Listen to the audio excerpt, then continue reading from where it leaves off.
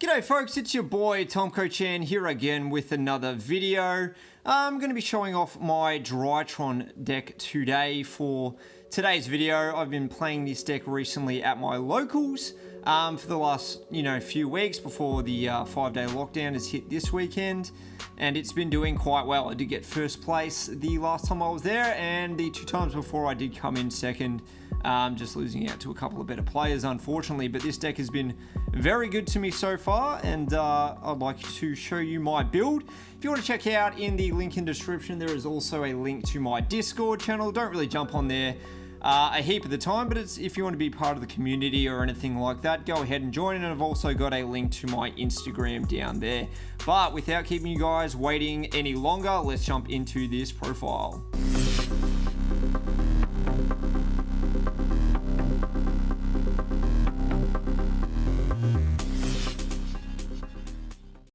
Alright guys, so jumping into our main deck first, it is a 41 card list, and you're going to see why in just a little sec. I find it a little bit tough sometimes to cut cards from this deck. There's just so many good ones and so many different ways you can play it. I am playing the Herald variant, as you're going to see here, but let's just start it off with our 3 copies of Drytron Alpha Thuban. This is obviously the best Drytron card you can get because it does search out for your ritual monsters and also special summon itself. Very nice. Moving on, we're playing 3 of the Zeta as well.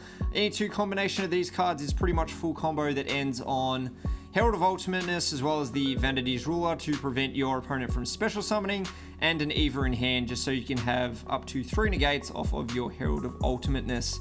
The last ones we're playing are the 2 Delta and the 2 Gamma. I'm actually considering cutting the Gamma down to 1 and possibly the Delta as well, depending on future builds, just to make more room for other things. But they're fine as is. You do want to see as many Drytron names as you humanly can in this deck because they are the powerhouse. Gamma's great because it gets you 2 bodies on field, obviously so that you get the tribute fodder for Vanity's Ruler, and Delta's not a bad card either, being able to add a card from deck to hand. So moving on to our other monsters, we have is obviously the Cyber Angel package, Ben 10, 3 of Natasha, and Herald of Ultimateness. So Ben 10 is obviously what you want to abuse in this deck multiple times, allowing you to search out both hand traps as well as Vanity's Ruler to stop your opponent from special summoning, and searches out the Herald of Ultimateness as well, which is such a good card and so easy to summon in this deck. It just prevents your opponent from doing anything, basically.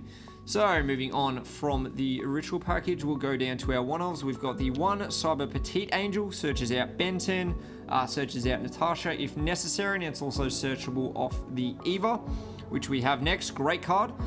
When you discard this, you can obviously banish 2 other light fairy monsters from your field or grave, and then add the same number of level 2 or lowers from your deck to your hand. So that's why we are playing the Cyber Petite Angel, because it is level 2 or lower. And we can also add the hand trap, obviously Herald of Orange Light. 1 of Dawn Knight, 1 of Manju, 1 of Vanity's Ruler. Dawn Knight's great. I wonder if it'll see play in the future when we get the new Drytron XCs. I think it still will, because it's a fantastic card. It's very versatile. Manju obviously is great for searching out your ritual spell. Sometimes going second, you'll side this out, so this becomes the better normal summon. And Vanities, if they have now out for it, you just win. It's just game. Every time, it's kind of like the boss lord. Onto our hand traps, we're running 3 Herald of Orange Light. Again, great card, searchable, pairs well with Eva. Once Eva's sent to the grave, you can then search again. Really fantastic card, searchable off Eva. You can pitch it for Herald of Ultimateness to negate.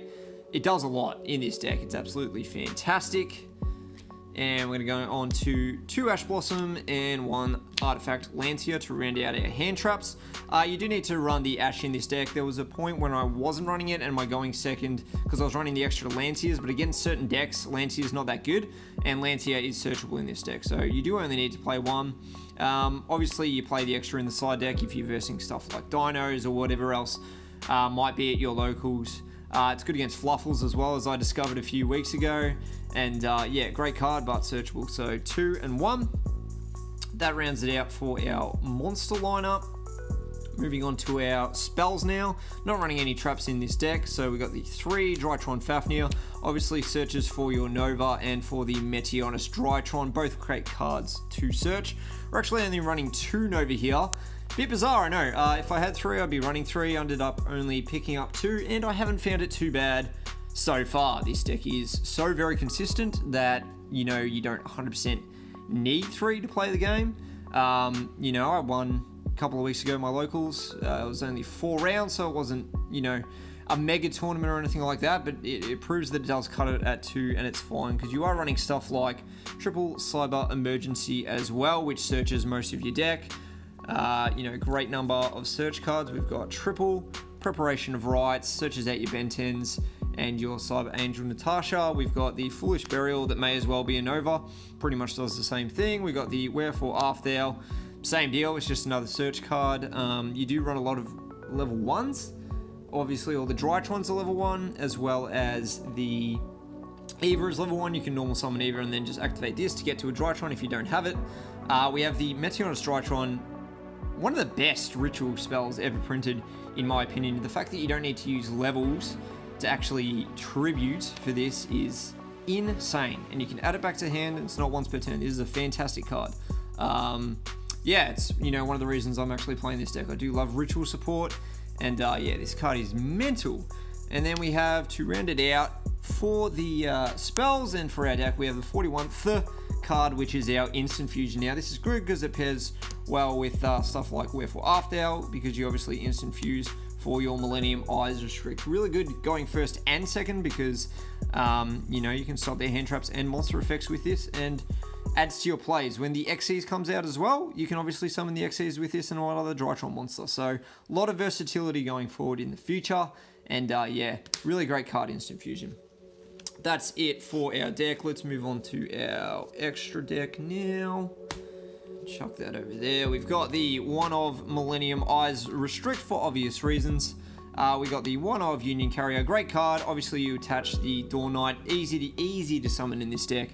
Very easy, and then, you know, part of the combo, you send the Dawn Knight sends the Gamma, and so on and so forth. It just goes off from there. We've got Herald of Mirage Lights, again, quite easy to summon in this deck. Great negate, allows you to add back from your graveyard to your hand, I'm pretty sure it is. Yeah, 2 ritual monsters and or ritual spells with different names from your graveyard to your hand. So that's a great effect too, if it gets run over, destroyed, anything like that. We got Cerberus, we've got Nightmare, and we've got Unicorn, the standard Nightmare package. These are good for back row removal, monster removal, anything like that. Obviously, you do need to link climb occasionally with this deck when you're going for Natasha, because you're going to be special summoning their monsters and using them, and you need obviously something to go into. So these are quite easy. We've got the Geonated Transverser, awesome card in this deck. It hasn't come up for me just yet. People have been playing around it recently, but I look forward to the day when it does. Outs Dragoon, great card.